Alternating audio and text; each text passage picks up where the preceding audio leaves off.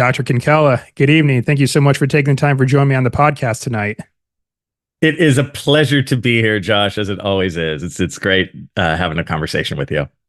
Yeah, likewise. And as we were just discussing, it's been a good while since the last time we talked. The last time we had a chance to speak, I was still with the National Park Service, and I was hosting their podcast, 15 Questions with an Archaeologist. And as we just discussed, that was like 4 years ago, but it just didn't seem like it's been that long, though.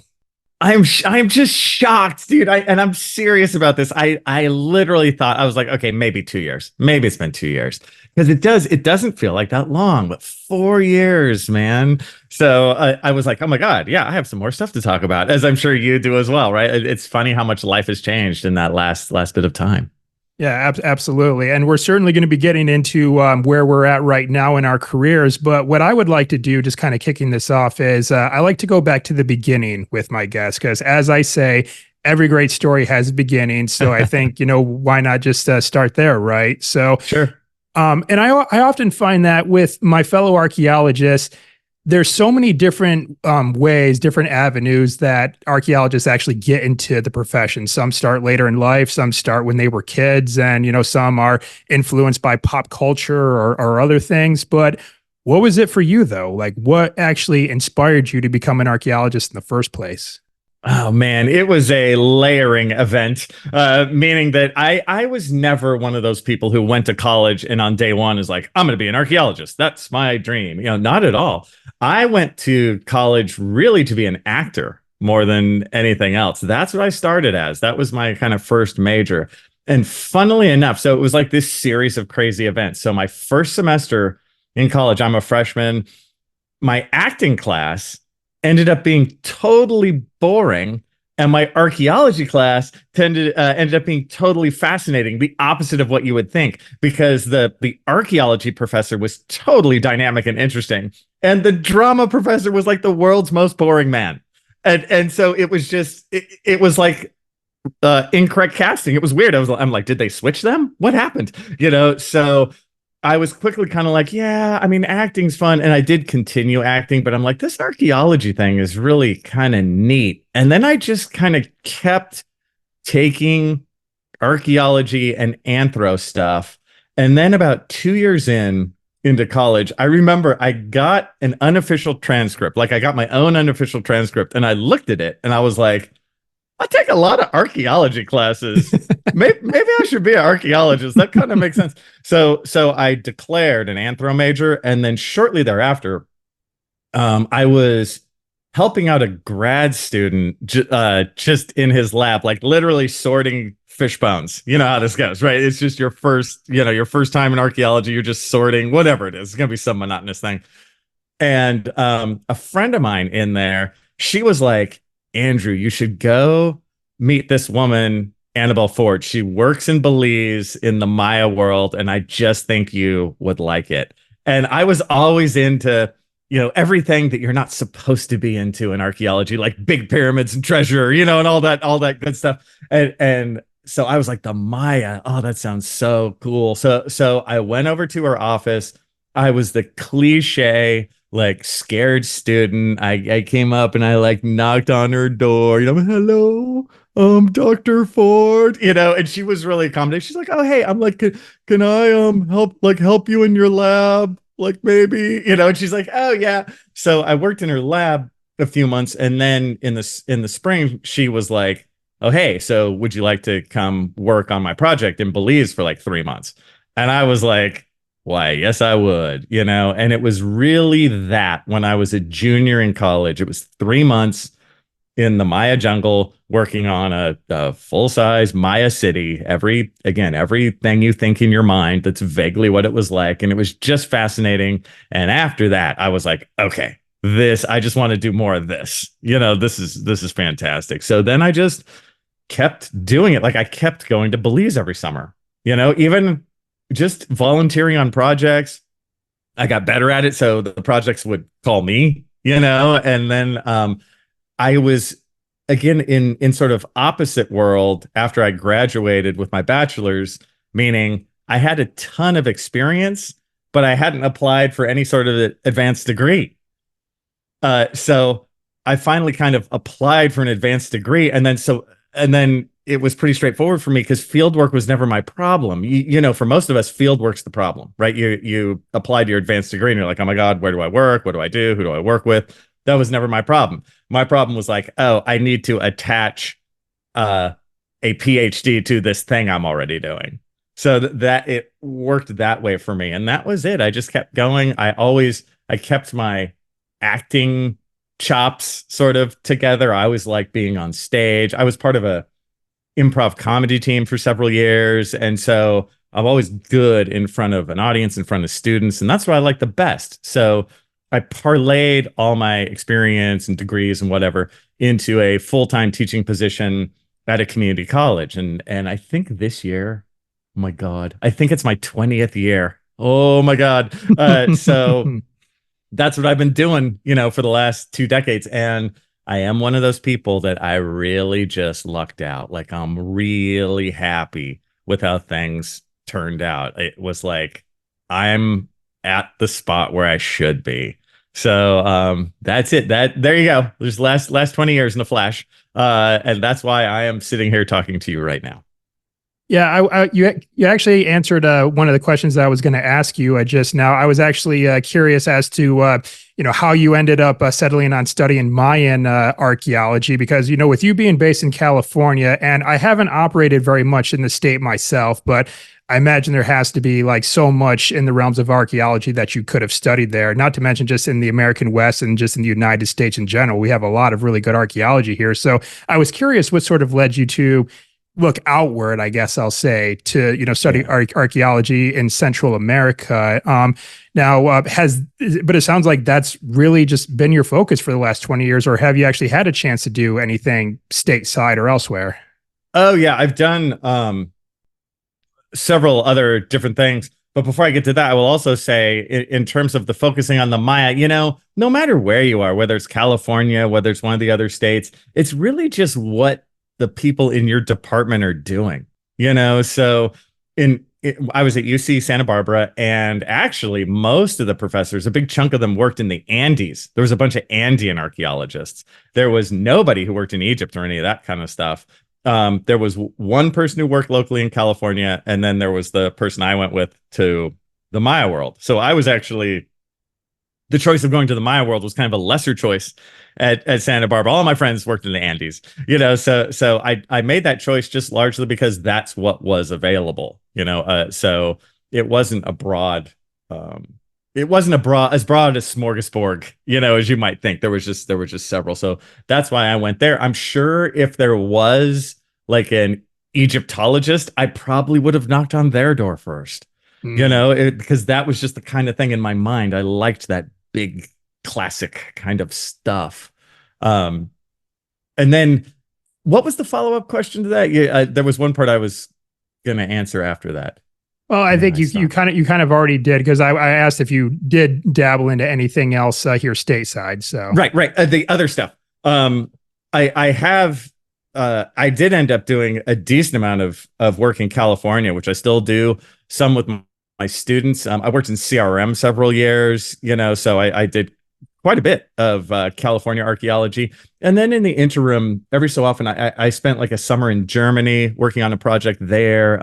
I've done a little bit of stuff in Guatemala. There's other little kind of satellite things. So I feel like I had enough other experience kind of to see how the sausage is made in other areas of the world. And I always recommend my students, have at least 2 places where you've worked, just so you can counterpoint. So while I have had those other experiences, it's the Maya. The Maya is the one that's going to be chiseled on my tombstone, Gotcha. Okay. So going down to Belize and getting in the jungles for the first time, like what was kind of going through your mind at the time? I mean, well, of course, here you are really kind of embarking on this new venture into the career of archaeology. But of course, like the jungle is a very formidable environment to be working in. I always kind of say jokingly that everything in there is, well, I wouldn't say trying to kill you necessarily, but everything there is fighting to survive. Everything from the apex predators down just to the tiny little, microorganism, everything in there is fighting for survival. So what was kind of going through your mind knowing that you were going to be embarking into this type of environment to work? Yeah, I would say that everything in the jungle is just trying to make your day a little bit worse. So, I was really reticent's the wrong word. I just wanted to do the right thing. I think as we all do, when we go on a project like this the first time, you're like, oh my God, I don't want to like screw up. I want to make sure I do this correctly. I want to make sure that I am not a drag on the rest of the crew, I want to make sure I do things right. And so I was just really kind of focused on that, a little bit worried about that. But quickly, I just realized, as I think we all do in archaeology, that so much of it is just about working with the crew and being able to get along with others. That is way more important than like how many mosquito bites you got that day. It's about keeping that sort of positive camaraderie. And I know that sounds silly, but it's true. You can't the most important thing is like, don't complain, unless there's something really to complain about. But don't complain. Be a helpful person. Help others. Help somebody else carry their buckets. It's stuff like that. I try and teach my students that stuff because that's huge. Anyone can learn how to dig a square hole in the jungle. Anyone can learn how to put bug spray on so they don't get so many mosquito bites. But not everyone's a good people person, and that's what you need, and being able to, again, kind of make light of intrinsically harsh circumstances. It is uncomfortable. In a way, every day is uncomfortable, and sure, I could complain about it. Anyone can complain about it. It's easy to complain about, but you just have to kind of look beyond the discomfort and get the joy out of what there is. And there's actually a lot of joy to be had working in a dynamic, interesting, awesome place like the jungle. Just the view, like just what you see. You're like, oh my God, right? This place is crazy. Like there's monkeys up there, it's just amazing. And even when you see dangerous stuff, you're like, whoa, that's a real snake, like that kind of stuff. It's definitely worth writing in your journal that day. What's funny is I highly recommend people keep a journal. Your journal will start to have more of the natural world in it than anything archaeological. You'll talk about like, oh my God, dude, we saw a scarlet macaw today. That was gnarly. Stuff like that. Even though there's an uncomfortable aspect, I really like working in the jungle, and I miss it if I haven't been back in a while. I always find that strong bonds are formed with shared hardship. Yes. I certainly experienced this when I was in the Marine Corps. Like I grew strong bonds with like the recruits that I went through boot camp with and things like that, just because we had the shared hardship. And eventually we developed a lot of dark humor because it's just when something bad happened to one of us, we would just laugh it off. Like in there, albeit that it wasn't like something catastrophic. Like none of us were ever in like dire straits necessarily. Right. But I've kind of come to find that archaeology is not too dissimilar in that front, where like a couple of the projects that I've led these past few years since we last talked was in like places like Mississippi and Louisiana in summertime. And so it's hot, it's muggy, and the ticks are out too. And then it's one of those things where like, it almost became like a contest, like who was enduring more. Like, yeah, it's like, oh man, I just plucked a tick off me. There's like, oh yeah, well I just got 3. So now what? That kind of humor, I'm not sure if everyone on earth understands that, but both of us totally get that because that's what you have to do, because otherwise the other side is like, oh, I got another tick. Oh man, what the hell? Oh, this sucks. It's like, no. You make a game out of it. You're like, oh, you got a tick, asshole? Oh, I got 3, like I got 3 before lunch. And that's what does it. The top 2 things I always tell my students, in terms of being successful in archaeology, it's tenacity is number 1, sort of stick-to-itiveness, right? Sticking through, like finishing the job. And the second one is sense of humor in the most general sense. It's not like you have to walk around going, so 2 ducks walk into a bar. That's not, and what I mean. It's that lightheartedness is taking that stuff in good stead, Absolutely. So earlier on, you mentioned that there were some, I think you described them as full Mayan cities, and so I'm kind of want to get in sort of the nitty gritty of like Mayan archaeology a little bit Sure. here. So when you describe it as a full size Mayan city, what does that kind of sort of entail? Like, what are some of the specifications that would make something a full Mayan city as to maybe not, I suppose? It's a lesser Maya city. Yeah. Yeah, I mean, I say that just to give people a picture in their minds of like large pyramids in the jungle, and there'll be other things and like multiple pyramids, right? Not just one or two. There's multiple pyramids. There's a ball court. There's what's called an acropolis, which is it's not a singular pyramid. It's kind of like a building with multiple rooms and sort of multiple structures all kind of stuck together in a single piece. That's what an acropolis is.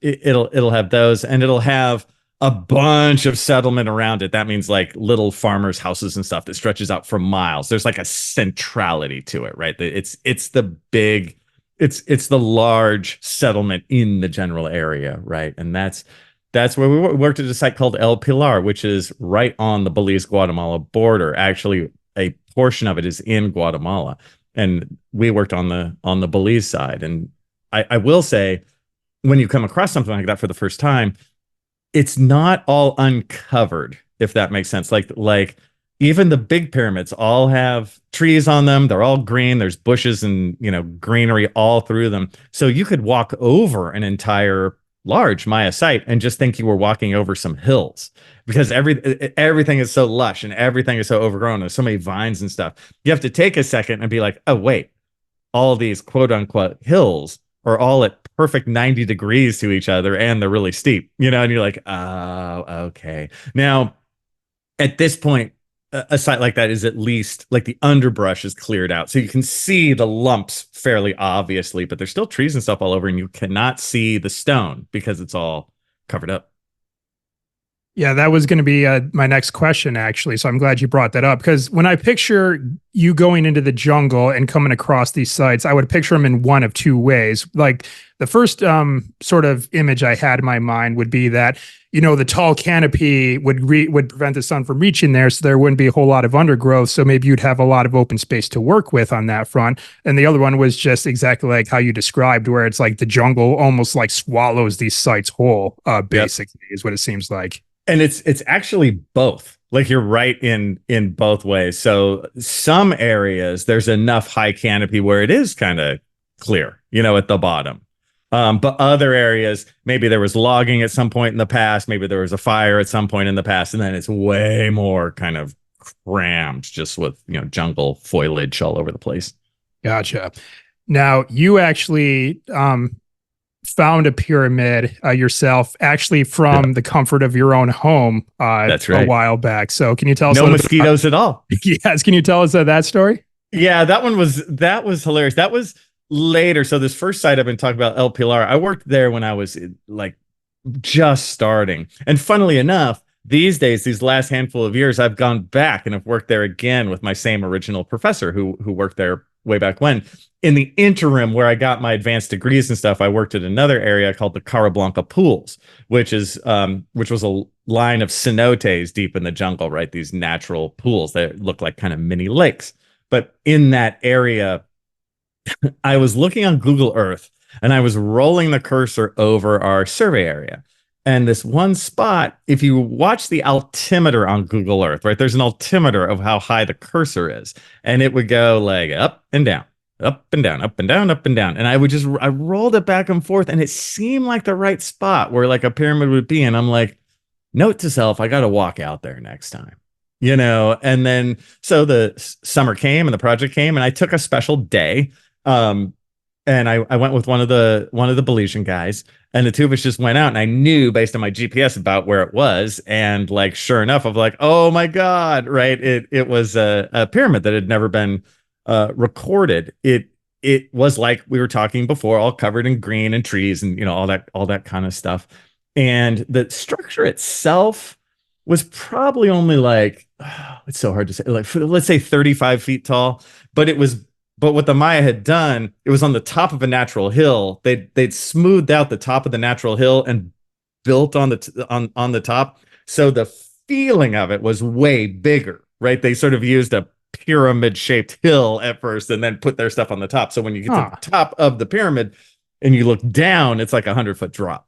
Wow. Right. But they only had to put bricks and stuff on the last like 35 feet or so. So enough pronunciation above ground for whatever reason, Google satellites just to pick that up enough for you to find it. Yeah. And it's just a luck shot. You know, again, I always joke that nobody hears about the other 99 times I did that and I found nothing, you know, but that one time I just got lucky. I can't tell you how many times I've walked out into the jungle based on something I found or something someone told me, you know, and I spent the day and found nothing. So, you know, there's been many times where like, oh, this actually is a natural hill. Oh, right. This isn't a pyramid at all, you know, but this one time, you know, was something. Amazing. Yeah. And you also mentioned the nearby cenotes. Is this where like there's actually been like some human remains that were found at the bottom, potentially maybe from like sacrificial rituals or something like that? Okay, so we never found human remains in the Carablanca pools, but they have found human remains in some of the other cenotes. Okay. The most famous one is at Chichen Itza in Mexico. It's just called the Sacred Cenote, you know, and that had several dozen, I think, human remains. It had a ton of artifacts, of course, really well preserved because they were underwater. That's where they found stuff like actual Maya rubber balls that they used for the ball game because they were able to preserve, you know, in an underwater environment. So for us, that I did my dissertation on the Carablanca pools. And so there was a lot of diving and looking for stuff like that. But some of the pools, especially pool 1, the first pool we looked at, it was like 240 feet deep, which is which is gnarly. And in the scuba diving world, you know, you can't go that deep without really special knowledge and equipment and stuff. So we did find like broken potsherds and stuff, you know, in the cenotes, but we did not find human remains in ours. Although with that said, there was also 1,000 years worth of like dead trees way down there too. So we did do a little bit of like little tiny test excavations here and there, but overall, we didn't really. It was much more survey and seeing what was on the bottom surface of the cenotes rather than, you know, real excavation or something. Yeah, when you described the cenotes that way, I had no idea that they went down that deep. But yeah, it's just you got to get like nitrox mixer and all kinds of stuff like that. That actually just sounds like a logistical nightmare. Now that my God, my head. You, as being one of us in the archaeology world, you know, my friend. Yeah. So we actually did get National Geographic funding in 2010, I believe, and one of the high points of my professional life was diving with the National Geographic divers. Like that it was so amazing. And they were so good. And it's so nice to be able to work with people who are at the tippy top of their careers because it's no BS. They aren't there to show off. You know, they aren't there to hold knowledge back from you. They know they're the best, as they should, because they're great. So I learned so much from them. And even with that, though, like you were saying, for the deepest depths, they did have like trimix, you know, and that kind of stuff that they mixed and they went. I never went that deep. I did more of the mid-rangey stuff. I only dove with normal air or nitrox. Nitrox actually doesn't let you go quite as deep as normal air. Right. But we used all that stuff. And yes, the logistics, it took a lot of planning. You know, it all worked out, but that's tough to get something like trimix deep into the jungle of Belize. You know, that was you can't do that in an afternoon.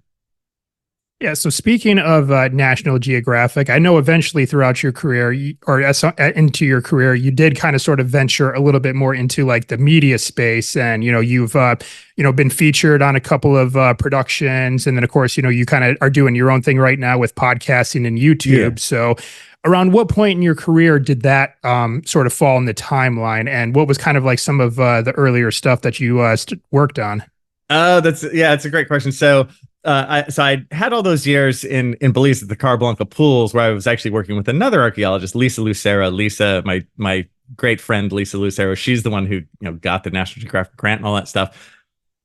so I'd finished my dissertation. I'd like started working at Moore Park College where I work now. I'd gotten married. I'd had a small child, and at around that time, at this time, I don't know, it was maybe 8 or 9 years ago at this point. I kept getting these emails, like maybe once a year, maybe twice a year, of like, hey, you'd be great in this television show. Like this weird, just cold emails from nowhere, and they usually went nowhere. I remember once or twice I met with some people, but it was just a bit odd. I didn't know quite what to do. But then I'll never forget this. It was about 6 years ago, maybe even 7 years ago at this point. I wasn't quite sure what to do. I wasn't sure if I should do anything, but I was sitting in my office at Moore Park, and just in my head, I was just like, screw it. I'm doing it. And what that meant in that moment was I was going to take this, like reaching out to the public stuff, media stuff seriously, and I was going to start my own YouTube channel. So I did both like the same day. I started my YouTube channel and I became part of Past Preservers, which is a group. It's my agent, basically. It's an agency. You send a video to them and they see if you're good enough or not. And I made the cut. So I started to make YouTube videos. And every so often, I started to go out on auditions to be what's called an expert presenter. And what you are, if you get those gigs, is they have you come to like a studio or something, a very small, kind of studio, and they just film you all day and they ask you everything on earth about archaeology. I mean, everything there ever was. And they insert you, if you've ever seen anything on the National Geographic Channel or the Science Channel, any of those, where they have kind of those experts that tell you the backstory. Oh, well, you see Stonehenge at 5400 BC, that kind of stuff. Those people. So I'm one of those people. And I would say I probably do at this point maybe 3 of those a year or something like that. You never know. They call. I've had a million Zoom meetings, with producers and stuff. Just like with the Maya Pyramid in Belize. Yes, you see me all successful on TV, but you don't see the other 10 of them where I didn't get it.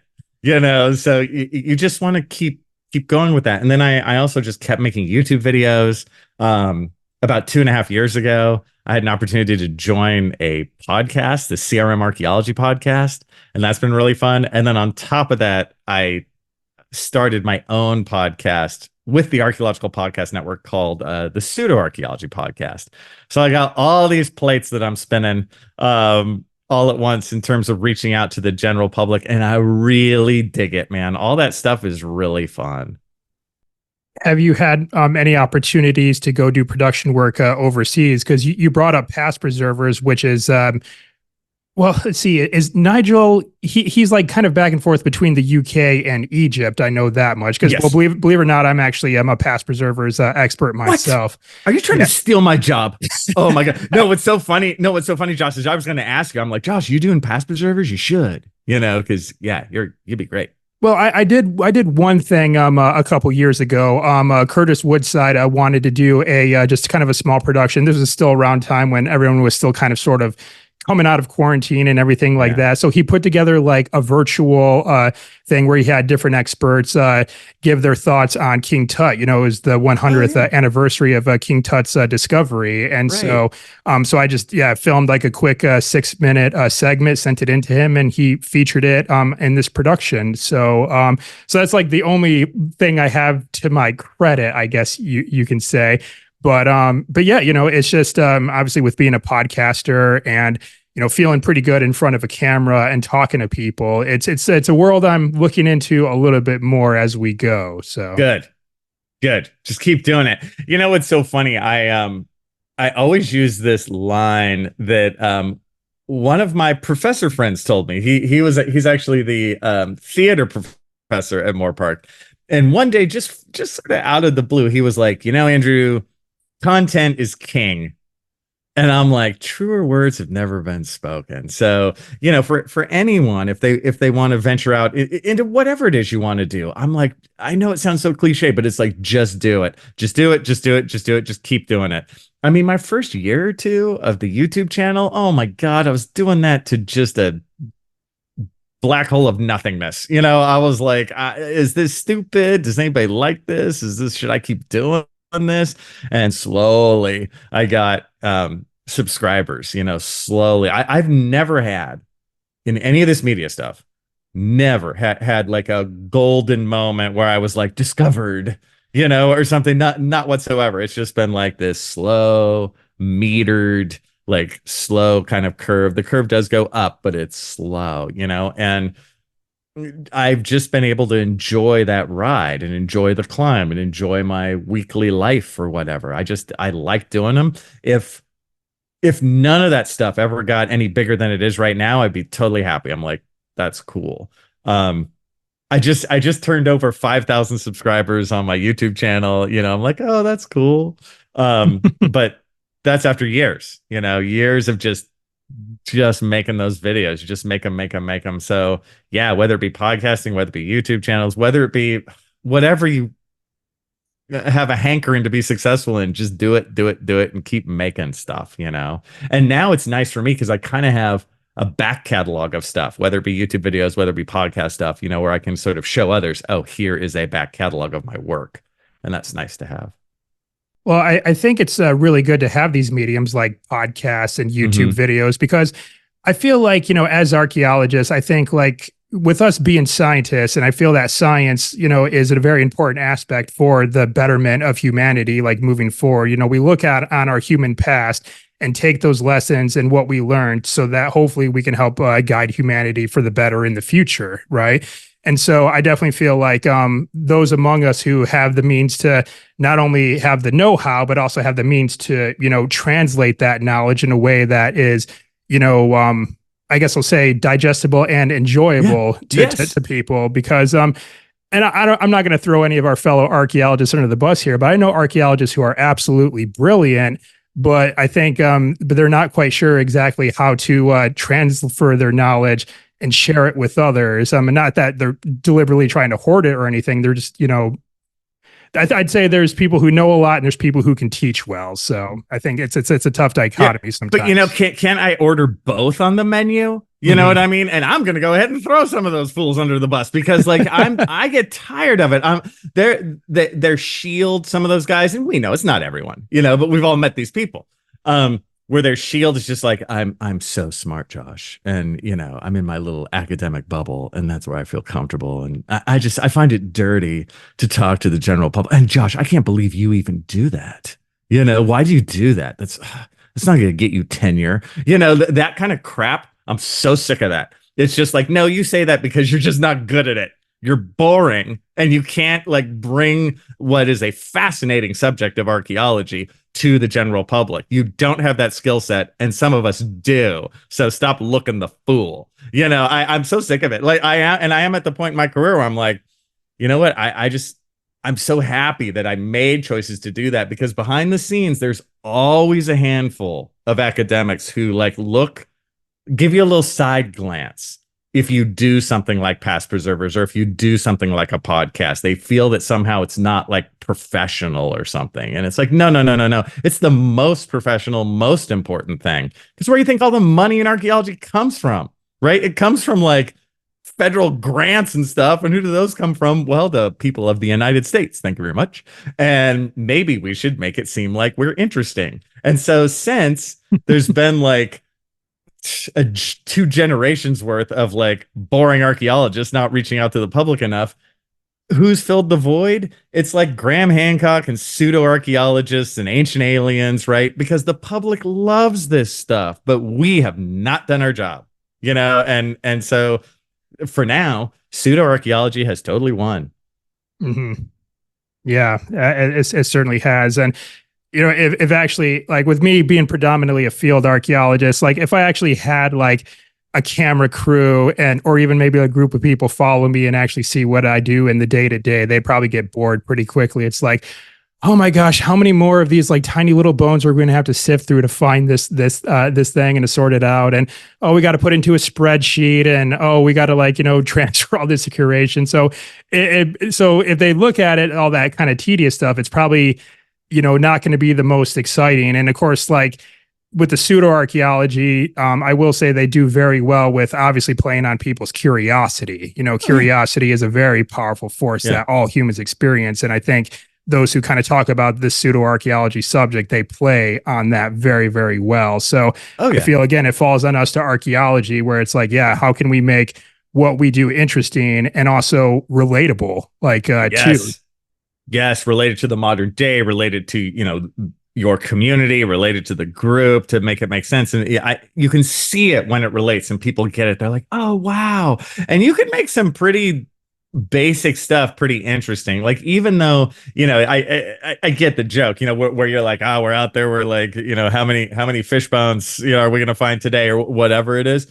If you can hook something even as sort of banal and basic as fish bones to the overall picture of the past, you can make even fish bones work. I've seen people take some really pretty basic stuff and make it cool, right? And make it fascinating. The general public is ready to hear that stuff, Well, I think one of the biggest things for me, if I had to take lessons based on what I've, found and discovered, or what I've kind of just studied as an archaeologist, in general. And of course, with you studying Mayan culture and where the Mayans built their cities, and then just how resourceful they were, for one, to just sort of analyze the soil and how the soil would be beneficial for them to decide that, okay, this is where we're going to put our city because the soil's good and everything like that. I think it's just, when I find these artifacts or I see these sites, it's just, I'm reminded of just what humans are capable of, and then sometimes I feel when humanity, when we, maybe take some turns from the worst here and there, it's just, I know that we always have the potential to build and do good things, at least that's just one of the lessons that I take, is just, that, we're capable of achieving amazing things, especially if we all work together, because that these cities were built using collaborative effort too. And I think, so those are just a few lessons that I take. What about yourself? I think that's fantastic. And I'm very similar to you. I take that same sort of thing, wow, look at this thing that these people who lived so long ago that we can't even, it's like, you think how long 1,000 years ago is, but you don't, right? Your ape brain can't know that. It's just so far, so long ago. But they did these amazing things.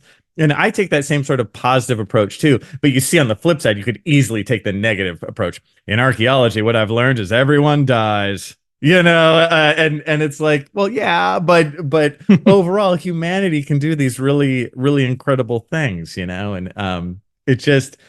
it's funny, sometimes if you're just sitting there in the jungle or whatever, I will have just this moment of both feeling like I kind of touched the past, and also sort of this moment of kind of gratitude of being part of this huge song of humanity, or however you want to call it, oh, I'm a part of this too, and this is pretty awesome. Yeah, it's neat. And it's fun to just think about those huge questions, of oh, wow, this is where we came from, I wonder where we're going. How old is that? Oh my God, it's neat stuff. Yeah. So what I want to ask you next, and I've asked this to just about every archaeologist that I've brought on this podcast, and I think that this is going to be a staple for all archaeologists that I welcome on the show. It's kind of a fun one here. So if you could take any building in the world right now that is now currently in ruins and somehow bring it back to its former glory as it was when it was finished construction, which building would you pick to resurrect, and why? Oh, that's a hard. Why everything was going so good, Josh, and now you got to stab me in the back.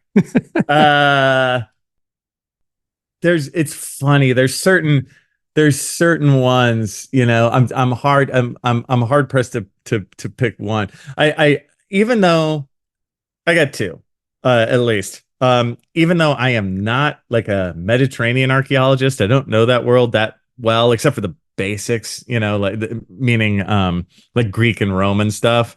I mean, the Colosseum would be pretty cool if it was all just new. I want to see the Colosseum new, with the colors and stuff. And so I know the Colosseum might even be a cliche response, but I just think that it would be cool to see it like perfectly round and perfectly done.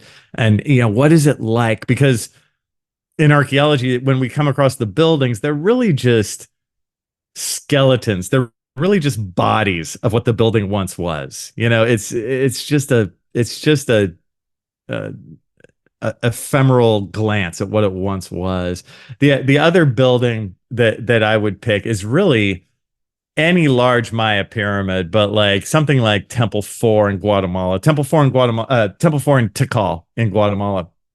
Temple 4 Tikal, if you're a Star Wars fan, is the one they're standing on when the Millennium Falcon flies over in the original A New Hope, because Tikal was the base on Yavin.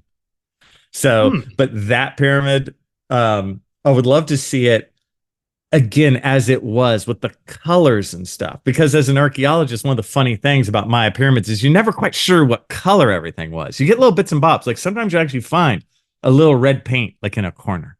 You're like, oh, this room was red.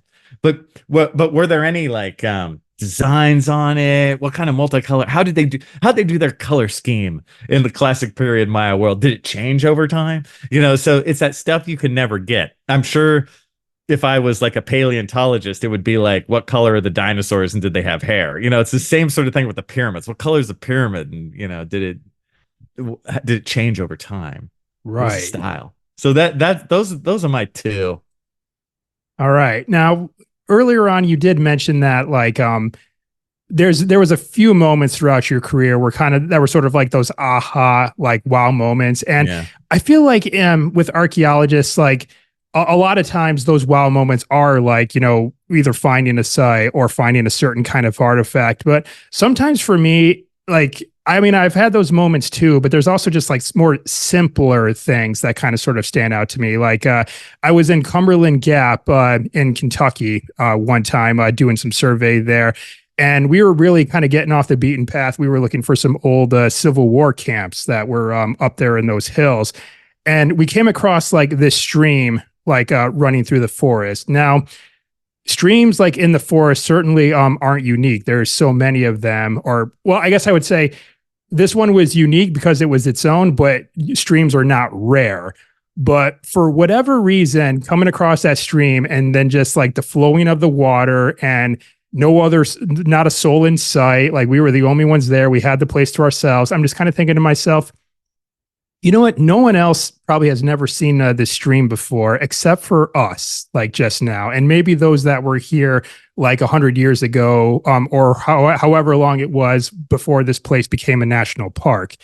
And so I don't know why, but that just felt so serene and surreal in that moment, just to sort of think about it that way. So if I could, getting back to you now, what were some of like those types of moments throughout your career, like whether it be like in the field or maybe doing research, anything come to mind? Oh, there's so many. Josh, I got a million of them. But off the top of my head, and these are those moments, these are those sort of touch the past moments, where usually in my experience, it's like late in the day, it's kind of later afternoon, things have kind of quieted down. You're kind of alone, for the moment at the site. I remember finding, I was digging on one of the levels of one of the pyramids that kind of had these wings, like up top on one of the sides of the pyramid, and by myself late in the day. And I remember just digging into the sidewall, and then like a biface just like fell in my hands, like a nice biface. And I remember just looking at it going like, oh my God, I'm like the first guy to look at this since like 750 AD. And so that was awesome. And then I looked up and I could look out, even though there's a lot of trees and stuff, I could see in my mind's eye how the plaza would have looked like. It was the big plaza at the site, so there's a pyramid on the other side and stuff, but I'm like, wow. So it fell in my hand, and I looked up, and I could just, for a moment, I could almost smell what it was like in 750 AD, like and then it was gone, and so I remember that one. There's times when I was diving in the Carablanca pools when you're underneath with all the scuba stuff on, and then you're really literally kind of in your own head, and just that we'd actually found a giant sloth skeleton in the Carablanca pools, in one of them at like 60 feet down. So this is Pleistocene and kind of stuff.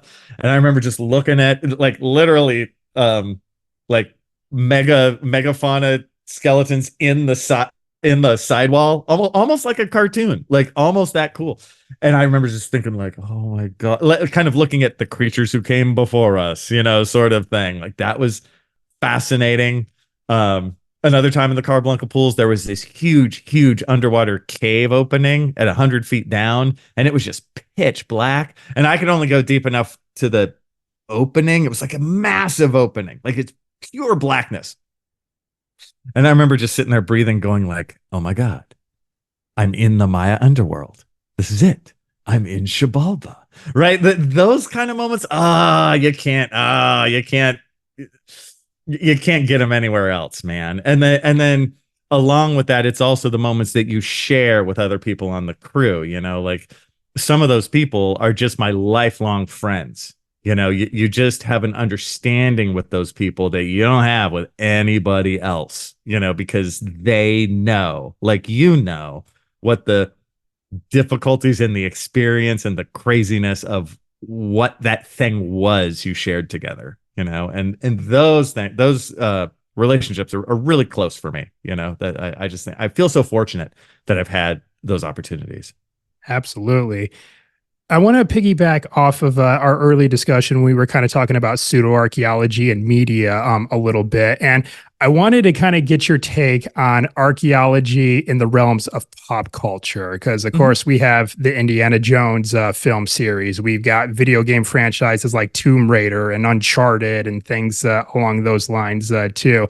Because it seems like when I tell people I'm an archaeologist, that's usually one of the things that comes up is like, oh, you're Indiana Jones, huh? Oh, you're Nathan Drake, huh? And then of course for, our female archaeologists, it's like, oh, so you're like Laura Croft then. Yeah. So I guess, what are your thoughts on like how pop culture kind of shapes a lot of public perception of the field of archaeology? The short answer is I don't mind it at all. I love Indiana Jones. I love all that stuff. I love those video games and all that. And I think sometimes it's a true test of an archaeologist because we've all had so you're like Indiana Jones. That's part of my students start getting that already. They get it young, and the test is, how do you deal with the general public when they say that? Same with when they say, oh, so you dig dinosaurs, right? Right. That's a very important moment where there's two pathways. Pathway number one, the good pathway is, oh yeah, no, I like Indiana Jones too, and it's a great movie. But actually, in my career, I do this and this and this, and you sort of use Indiana Jones or whatever it might be, Laura Croft, to piggyback and bring the general public in, always positive. Oh yeah, I know it's a great movie. Oh yeah, I watched it when I was 12. And bring them in. The bad path is, oh, you like Indiana Jones? Archaeology is nothing like that. You're like, oh, you lost another one, idiot. Same thing with when they say, do we dig dinosaurs? I always go, well, no, we actually don't, as part of paleontology, but I did find a giant sloth, and then I can tell them about that story. The bad road is, of course, that's paleontology, and I would say most archaeologists screw this up. They do that stupid academic asshole, like, oh, I can't believe you've even taken my time to ask me that question. How dirty. You're like, oh, God damn it. And that's why Ancient Aliens wins. Mm-hmm. Right. Yeah, I absolutely agree. And I get it. Sometimes it could be hard, especially like if you're in, like, let's say a public setting doing field work, like I've done many times when I was with the Park Service, and on days where it's hot, you're tired, you're digging, you're dirty, you just want to go home, you want, like, a nice cold beverage or something like that, and someone wants to come up to you and say, "Oh, did you find any gold yet?" It's like, yeah. what are you looking for there? Dinosaur bones? Or funny thing was, like, if you find a diamond ring in there, it belongs to me. Okay. So, and yeah, it's just like, you kind of want to do your job, and, sometimes interacting with the public isn't the most favorable thing, but, Yeah. I completely agree with you. It's just that these people are coming up and talking to you because they're fascinated by what you're Yes. doing. And, they feel that something that they don't, and they want to learn from you. Yes. So that's where, you got to keep in mind, even if you've been asked it a gazillion times, Mm-hmm. answer it one more time, Yep. I tell my students this specifically. I'm like, they're going to ask you 100 times. You got to it's part of the show. You got to do the show. Right. That's my old like drama training, coming out. It's like, you do your show, dude. The show always goes on, right? Must go on. And for me in those moments, and dude, we've all had them, where you set it up perfect. You're tired, and you're just like, I just want to sit. I just want to sit on that chair over there, and they come up to you and you're like, hey, but think back to just how lucky we are to have the job we have. We live in a time in history where we can make money enough to, maybe pay the rent every so often. Where we have a career in a thing where we get to just do something we're passionate about, and do something that's intrinsically interesting, and do something that the general public thinks is fascinating. So my 2 cents to archaeologists who worry about that, I'm like, suck it up. I'm like, suck it up. You'll sit on that chair pretty soon, but be positive, take those questions, and it's a never ending thing we have to do to bring the general public in. Absolutely. So what's next for you? I mean, we're kind of talking at the middle of May here in 2024, just so I can kind of, timestamp our conversation. But Yeah. Do you have anything in particular that you're doing on the horizon for the remainder of this year, or maybe beyond? Yeah, it's I've had kind of an embarrassment of riches, I would say, maybe the past 2 years or so, where quite a few things have worked out, whether it be my YouTube channel, whether it be podcast. I did, more of the expert presenter stuff. I wrote a textbook, which was a really process of learning, which I really enjoyed. So I think it looks like I'll be writing a book on pseudo-archaeology because of my Pseudo-Archaeology podcast. Some publishers got in touch with me, so I'll write like a little book on that. That's something I'm really excited to get into.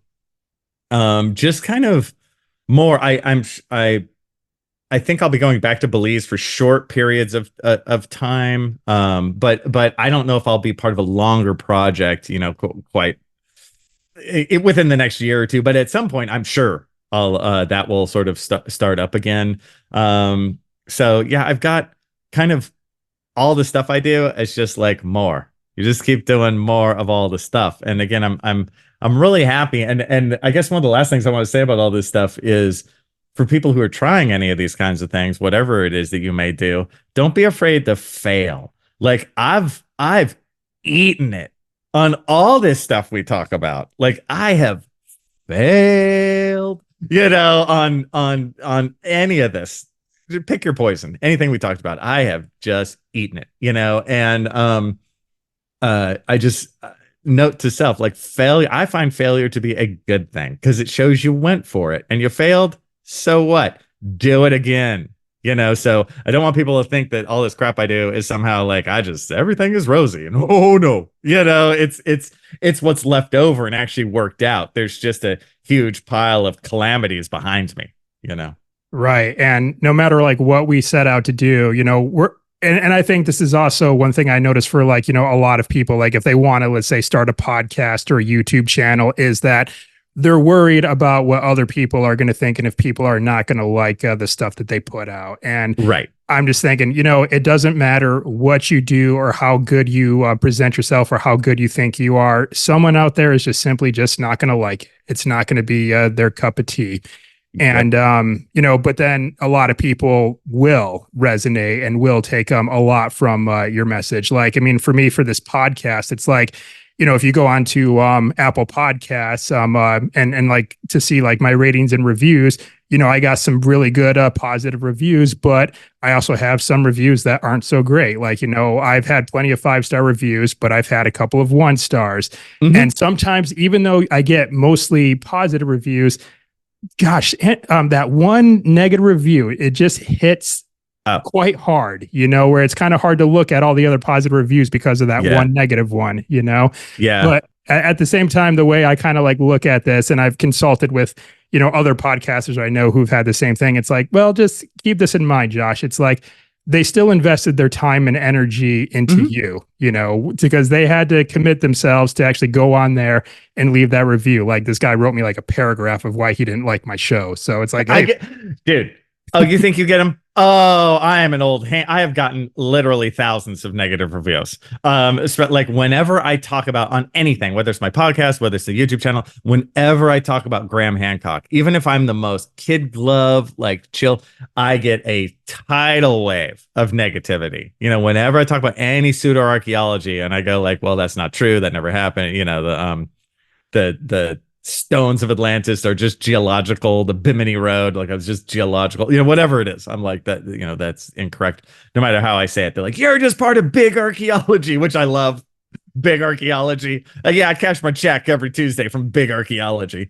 Yeah, I get, and that took a while. It took a while for me to like get cool with that, because it is, no matter how like tough your skin is, sometimes that stuff gets under, but just give it time, man. You just get used to it. You will get it no matter what, So yeah, you can't let that, and I'm talking to sort of all of us, it's like, you can't let that stop you. It's part of it. I've had people, oh man, I've had people just be like, you suck, and it's like, yeah, well, you watched.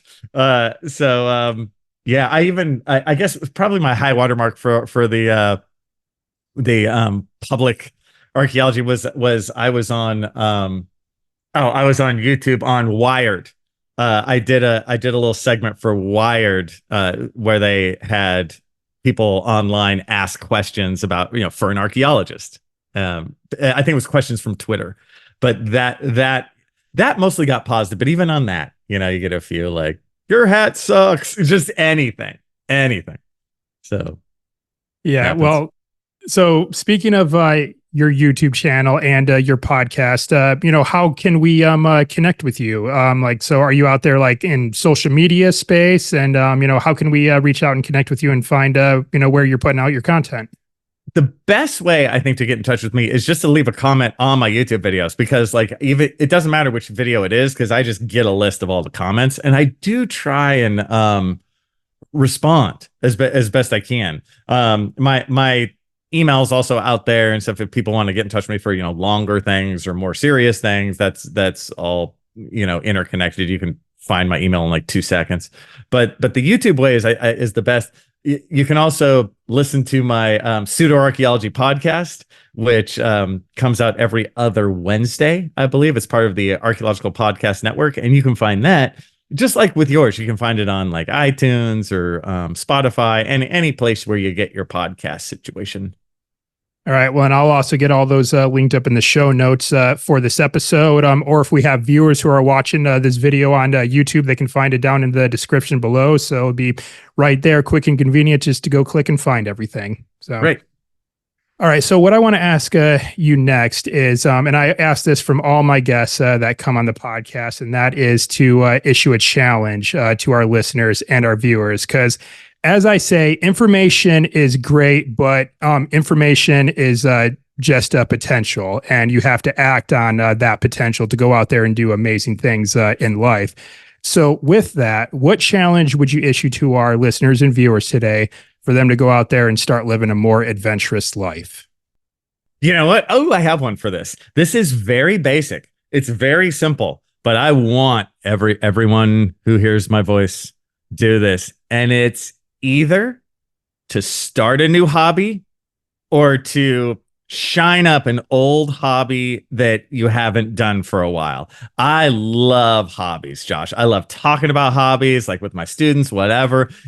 I find that just the like grabbing on with both hands to a hobby, and be it whatever it is, will just add so much to your life, so much learning, so much positivity, so much good health. Like even here, like you can see almost off screen, where is it? That is the neck of a guitar. One of my hobbies is just like buying old broken electric guitars and fixing them. I love it. It brings me so much joy, right? And I love learning about electric guitars, and this isn't archaeology, but it's, I can't do archaeology all the time.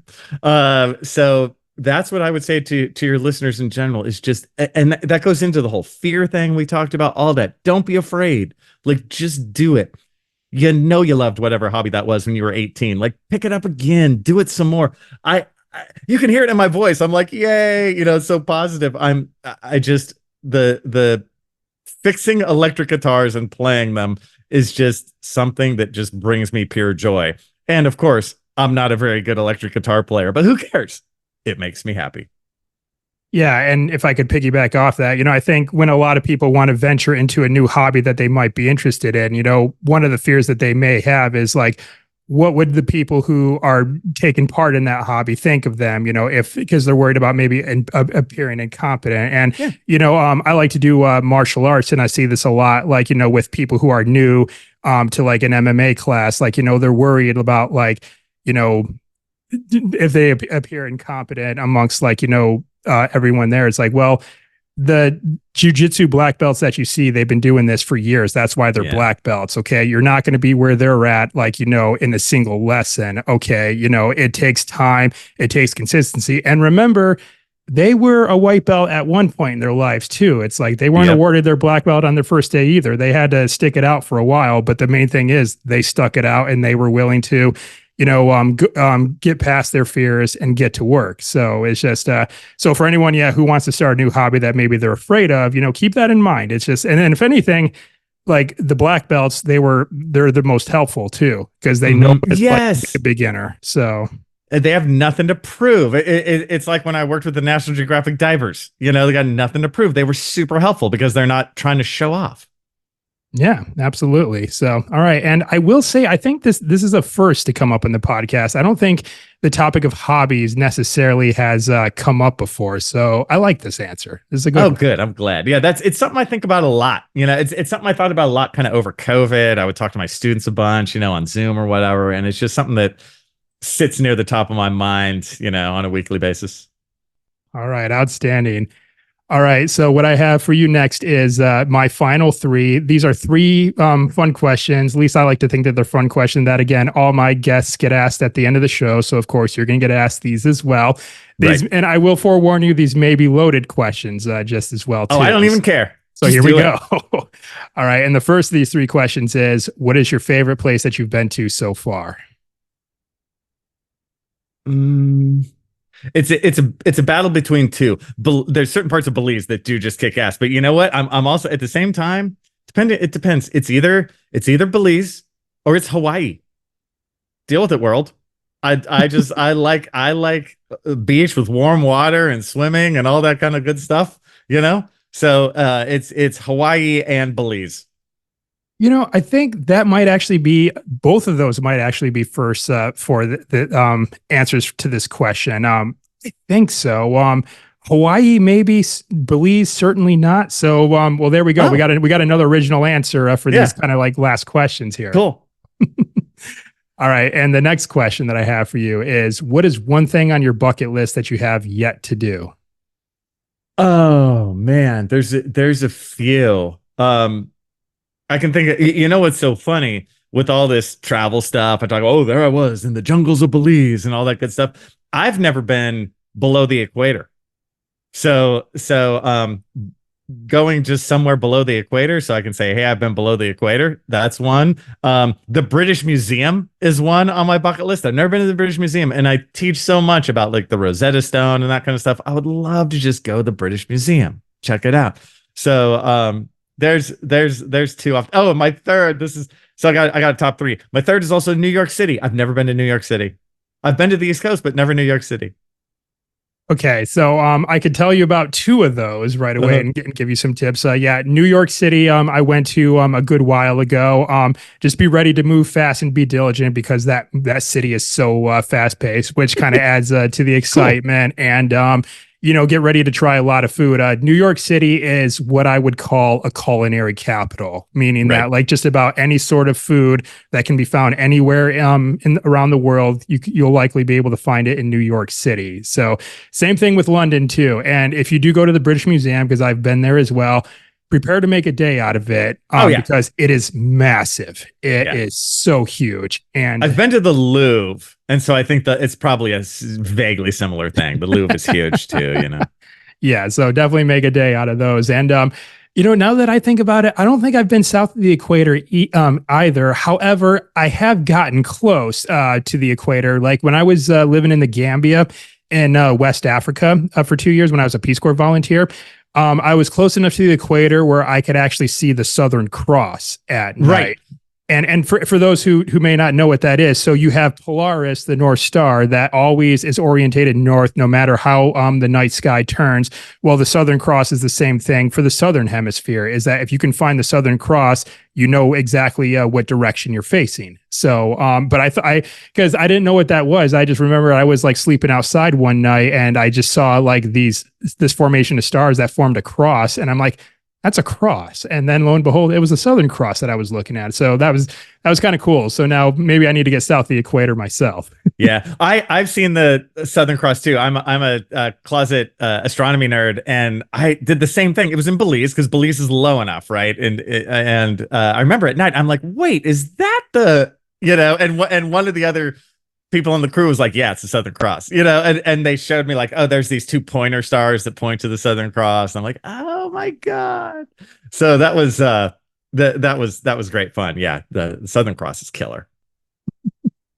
All right. Well, I got one final question for you in this final three, and this is a two-parter. Okay. What is your favorite animal, and have you seen this animal in the wild? Oh, dude, it's funny. This seems like the easiest one, but it's not. What's my favorite animal?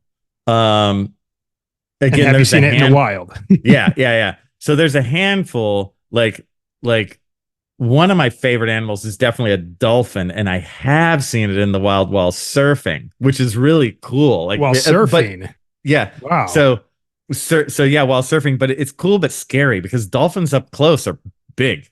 They're chunky. And so you're like on your surfboard, you're like, whoa. And the dolphins are obviously 1,000 times better swimmer than you. And it feels like they're going to like crash into you, but they won't. So you just have to like maintain calm. So that's one that I thought was really cool. I've always wanted to see a whale shark, but I never have. That's on my bucket list of what to do. They actually come to Belize, I think in like April or something, but I've never seen a whale shark. That's one I want to see. So those two, very, very aquatic related, but those are my picks.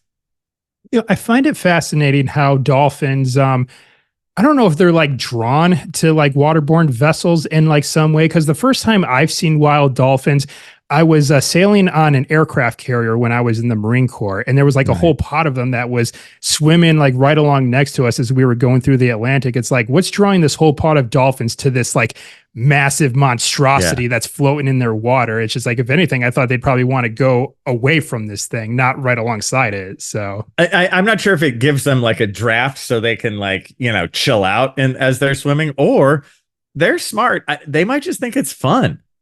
Like I could see that with them. Like they're, they ain't dumb. Yeah, they're very smart mammals in the water. So yeah, absolutely. So all right, well, dolphins, very good. Yeah. All right, well, Dr. Kinkella, that's it. That's all the questions that I have for you today. So, but before we call this a day here, let's just recap one more time. Where our listeners can go and connect with you. So, you got the podcast, you got your YouTube channel. So yeah, it's like, how can we find everything again? Yeah, the best places to find me are on my YouTube channel, Kinkella Teaches Archaeology, and my podcast, the Pseudo-Archaeology Podcast. All right. And like I mentioned, I'll have all those linked up in the show notes for this episode. Or if, like I said, our viewers are watching us talk on YouTube, they can find it down in the description below. Mm-hmm. All right. Well, Dr. Kinkella, I want to thank you very much for taking the time for joining me today. And also, like I said, I just kind of just appreciate, your work as a fellow archaeologist, because like I've mentioned, I definitely feel like, it's kind of our duty to take what we've learned as archaeologists, as scientists, and try to translate that information in a way that benefits humanity. And I do feel that's exactly what you're doing, with your own media production work. So keep it up, and thank you again for your time tonight. I really appreciate it. Oh, that's so kind. And again, I do call it my media empire. Speaking of which, right back at you, Josh. I was so pleased to see that you have your own podcast and everything, that you've grown in this world since we last talked. So good for you, man. All right. Thank you very much again, sir. Mm-hmm.